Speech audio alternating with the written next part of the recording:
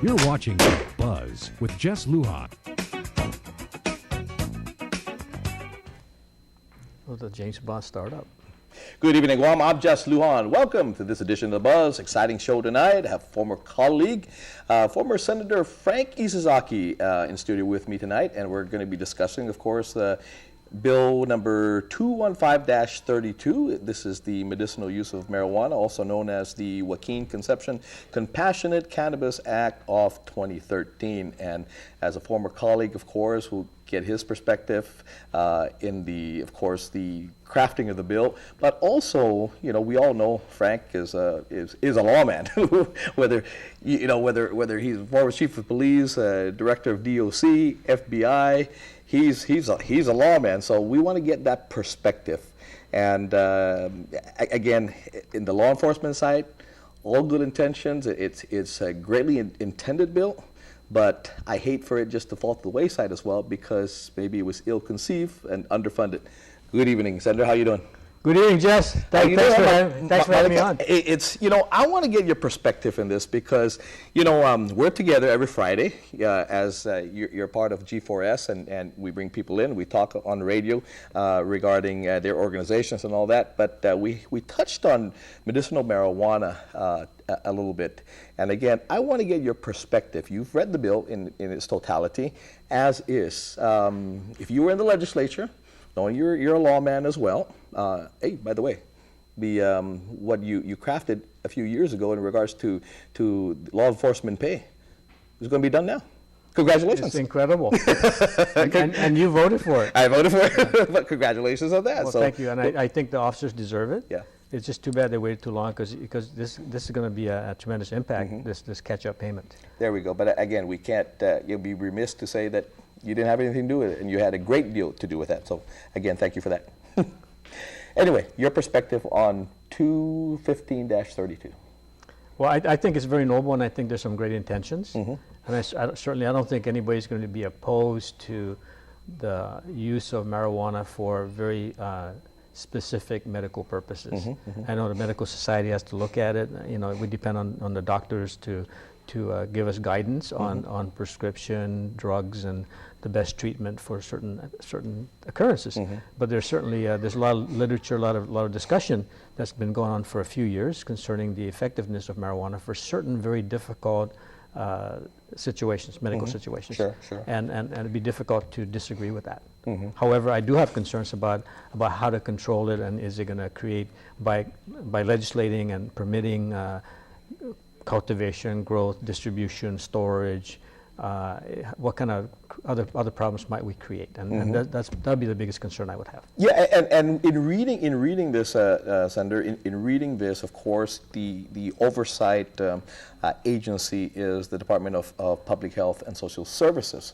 We know the great challenge that they have at this point in regards to, again, even their current statute that or, you know, what they're supposed to do in regards to inspections and things of that nature. And this is not just something if you have time to enforce that you're going to do it. This is an entity, kind of like an autonomous entity within the entity that's full-time.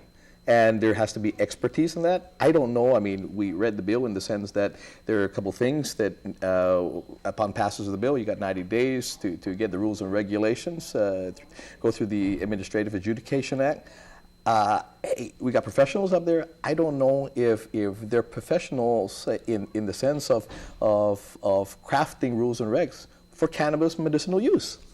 I know the AAA process is very difficult. It's complex. Sure. Because you have to convene a group, come up with new rules and regulations, publish and let people know, give people a chance to express their opinions on it, and then put together a final version of their set of rules. And then they got to transmit that to the legislature, and you know that process. Sure.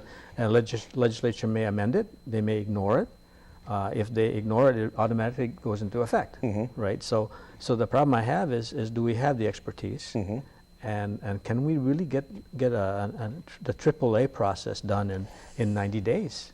You know, that's us crafting all the rules, publishing it, having a public hearing, amending it if necessary, and transmitting it to the legislature, can you really get that done in 90 days? I have my doubts. I have serious doubts as well.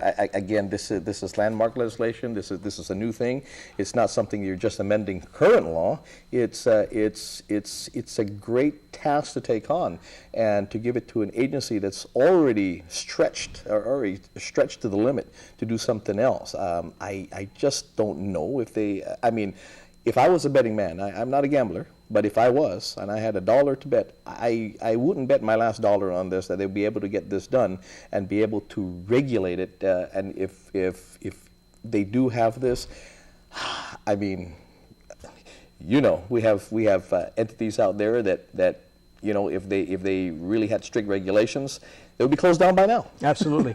And the problems we had is public health has some federal responsibilities. Sure, absolutely. And as well as DEA, the Drug Enforcement Administration. And I know that they've had trouble sending their inspectors to do compliance reviews. You know, the medical licenses. There are certainly licenses that are issued by DEA, and then they got to inspect records and inspect processes. And they haven't been to Guam in years. And, Sure. and I know that certain groups have asked them to come, and they're not here. They haven't been here in Sure. several years. And so the federal review of whatever policies we have is certainly not working in Guam. And then you add the public health component, and we got great people working in public Sure. health, but they're certainly tasked, as you say, and we haven't given them enough resources to do the rest of their jobs. Sure. Now, Senator, you served in the FBI. You retired from the FBI as well, and we have a current federal statute that has not been repealed. Okay.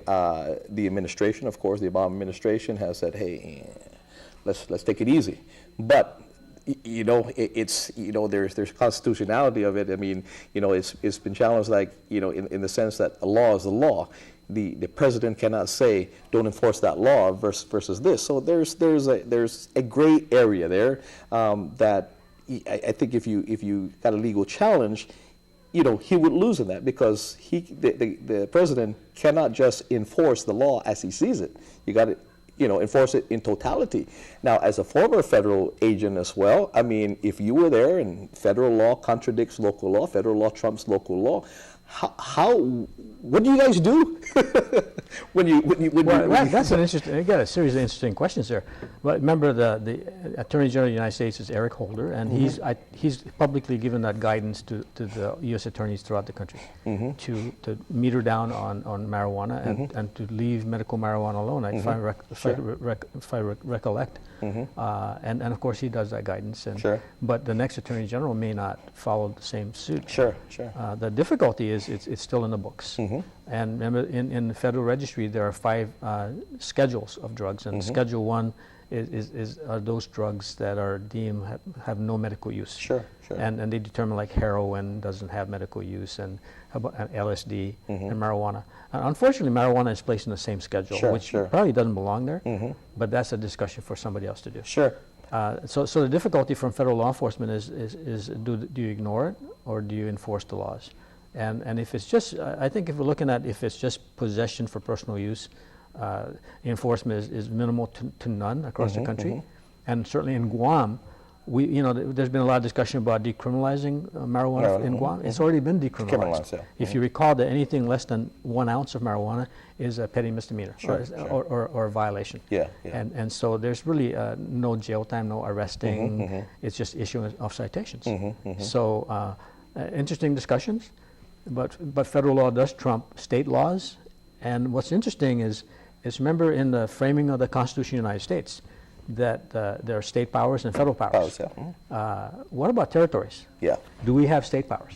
And that's a question I ask because the framing of the Organic Act of Guam was written by Congress. So do we have the same level of rights as a state? And I suspect we don't. So that question may come to be tested if we pass a medical marijuana law. Anyway, you know what, Rick, I got to pay some bills right now. We come back. Interesting question. Again, all good intentions. You and I agree. Again, you know, as there are no families that are immune to cancer at this point. We like to see our loved one be given, you know, whatever it is that they can be given to ease the pain and suffering and all this. But again, the legal side of the house, what do? Do we give them